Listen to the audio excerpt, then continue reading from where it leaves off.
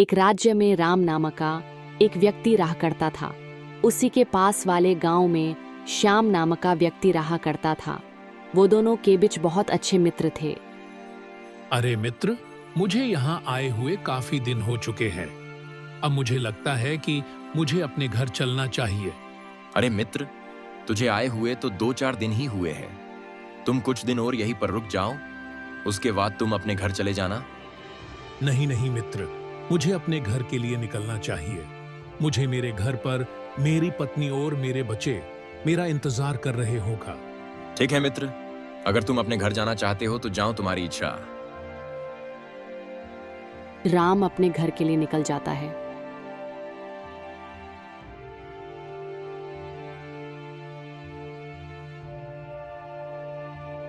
शांति, ओ शांति, मैं खेतों पर जा रहा हूँ, तुम दोपहर का खाना लेकर आना। अच्छा ठीक है। श्याम अपने खेतों की ओर निकल जाते हैं।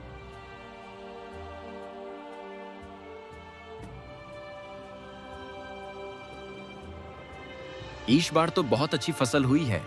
इस बार बहुत अच्छी आमदनी होने वाला है। कुछ देर खेतों में काम करने के बाद शांति दोपहर का खाना लेकर आ जाती है।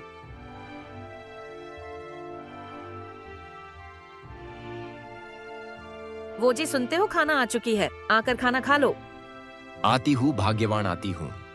क्या बात है भाग्यवान, आज तो खाना लाने में बहुत देर कर दिया। हाँ, घर पर थोड़ा काम था, वही करने लगी थी, इसीलिए थोड़ा देर हो गया।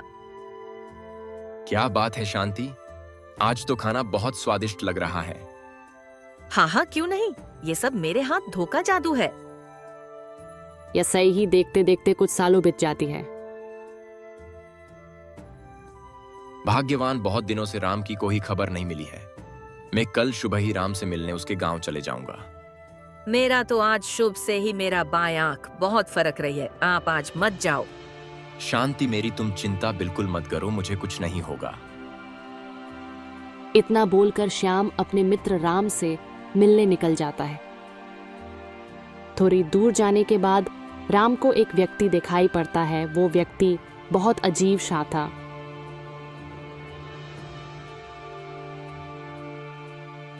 अरे भाई साहब, आप किधर जा रहे हो? मैं अपने मित्र से मिलने इसी पास वाले गांव में जा रहा हूँ। क्या तुम मुझे अपने साथ ले चलोगे? मित्र, मुझे भी इसी पास वाले गांव में जाना है। हाँ क्यों नहीं मित्र, तुम चलो मेरे साथ। हम दोनों साथ साथ चलेंगे तो समय भी जल्दी कट जाएगा। अच्छा ठीक है, तो चलो। मित्र, तुम्हारा नाम क्या है? मित्र, मेरा नाम महाकाल है। श्याम उस महाकाल से कुछ नहीं पूछा। वो दोनों धीरे धीरे आगे बढ़ने लगे। तभी बीच में एक छोटा सा गांव आ गया। अरे मित्र, तुम थोड़ी देर यहाँ पर बैठो, मुझे ईश गांव में एक थोड़ा सा काम है, मैं वो करके आता हूँ। अच्छा ठीक है मित्र, तुम जल्दी से आना, मुझे अपने मित्र के घर जाना है, देर हो जाएगी।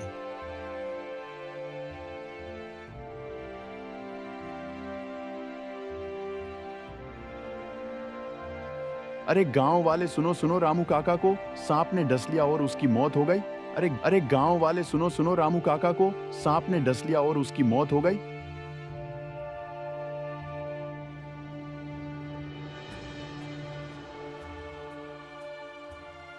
चलो मित्र, मेरा काम हो गया। अच्छा ठीक है, जल्दी चलो वरना देर हो जाएगी। फिर श्याम और महाकाल वहां से चल देता है।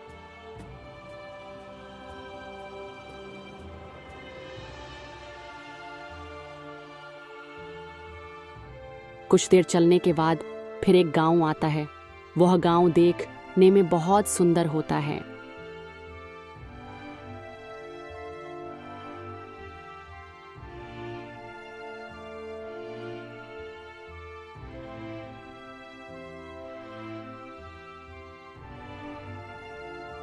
मित्र, तुम यहाँ पर कुछ देर आराम करो। मेरा बचपन का मित्र इस गांव में रहता है, मैं उसे मिलकर जल्दी ही लौट जाऊंगा। अच्छा ठीक है, जाओ। मेरा भी चलते चलते पैर बहुत दुखने लगा है, मैं यहीं पर बैठकर थोड़ा आराम करता हूँ। तब तक तुम अपने बचपन के मित्र से मिलकर आओ।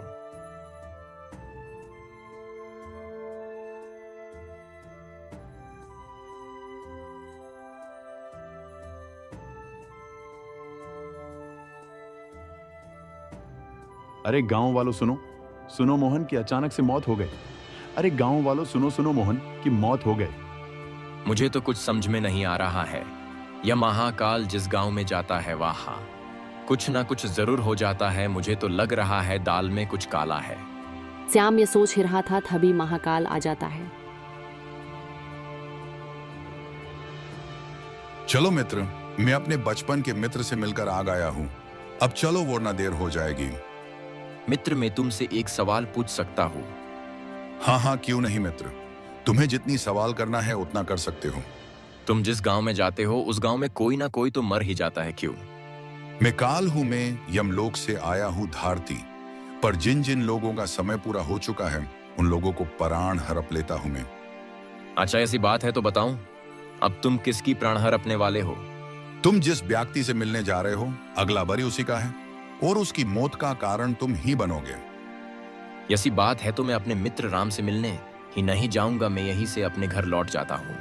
तुम कुछ भी कर लो, जो होनी है वो होकर ही रहता है। वहां से वो दोनों लौट जाते हैं। कुछ देर चलने के बाद एक दूसरा गांव आता है।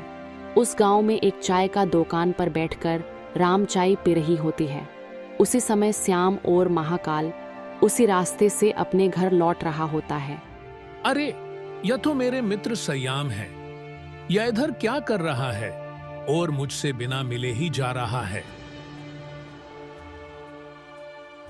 अरे श्याम, रुक जाओ। तुम इतने दिन बाद मेरे गांव में आए हो और मुझसे बिना मिले ही जा रहे हो। रुक जाओ श्याम, रुक जाओ। राम की आवाज सुनकर श्याम और तेज से भागने लगता है।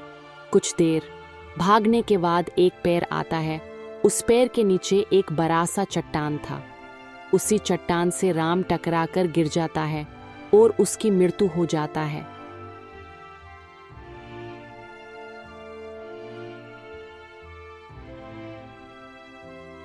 मैंने कहा था ना कि तुम्हारी मित्र की मृत्यु का कारण तुम ही बनोगे।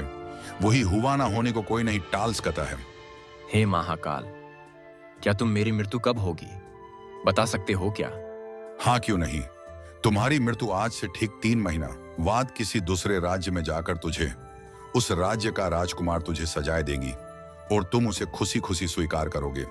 यह बात सुनकर श्याम के मन में बहुत घबराहट होता है और श्याम अपने मित्र राम के अंतिम संस्कार करके श्याम अपने घर ना जाकर सीधा अपने राज्य के राजा से मिलने चले जाते हैं। श्याम को अपने राज्य के राजा से बहुत अच्छा संबंध था।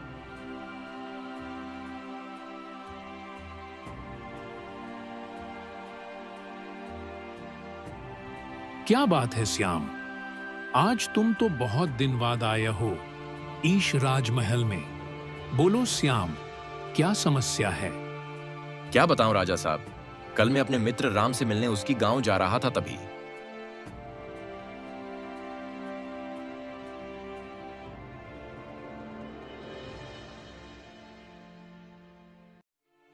अच्छा, यसी बात है तो तुम्हारे लिए इसी राजमहल में रुकने की व्यवस्था कर दिया जाएगा 3 महीनों के लिए। राजा साहब, आपको बहुत बहुत शुक्रिया। एक राजा होने के नाते मेरा यह फर्ज बनता है कि अपनी राज्य का जनता के ऊपर कोई तरह की मुसीबत आए तो उस मुसीबत को समाधान कर ना ईश में शुक्रिया कि क्या बात है। महाराज, आपको कोई चीज की आवश्यक होगी तो आप मुझे कह सकते हैं। अच्छा, ठीक है।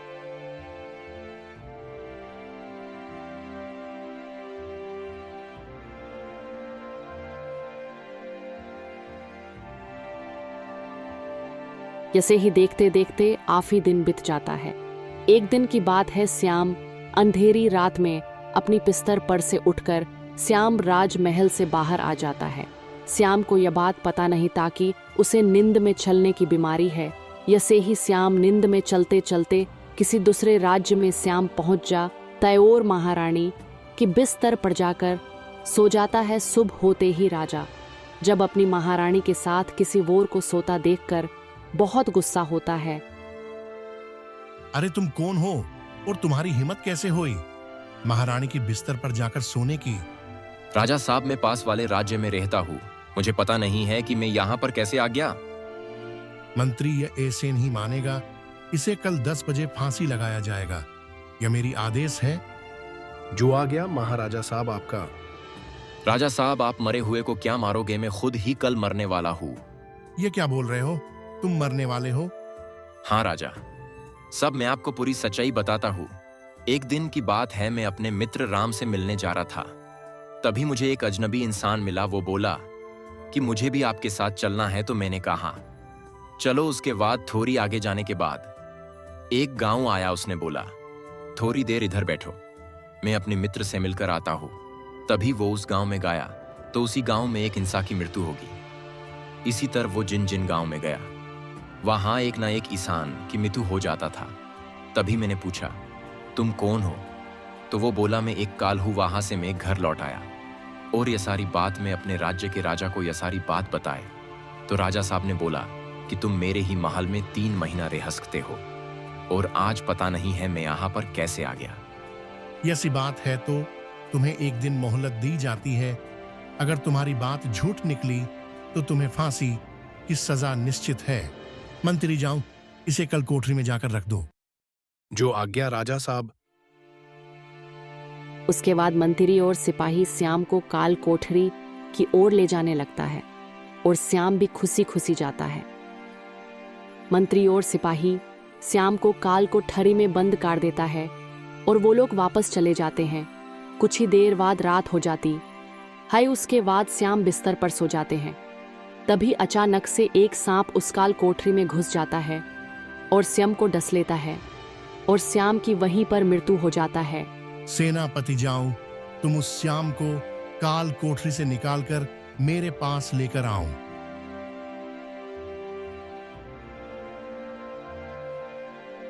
उसके बाद सेनापति श्याम को उस कल कोठरी से निकालने के लिए जाता है।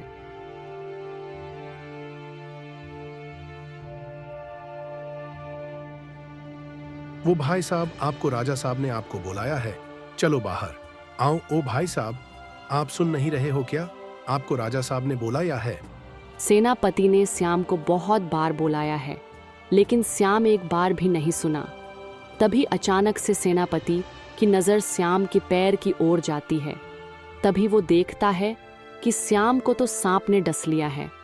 यह देखकर सेनापति दौड़ता हुआ राजा के पास जाता है।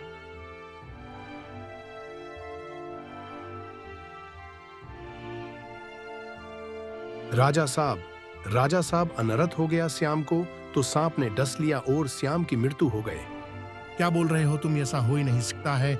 मेरे ईश राज महल में सांप कैसे आ सकता है?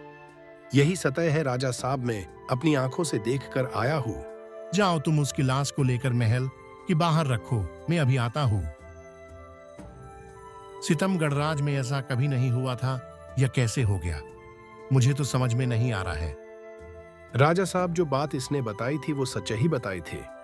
राजा साहब, जो होनी होती है वो होकर ही रहता है, चाहे आप कुछ भी कर लो।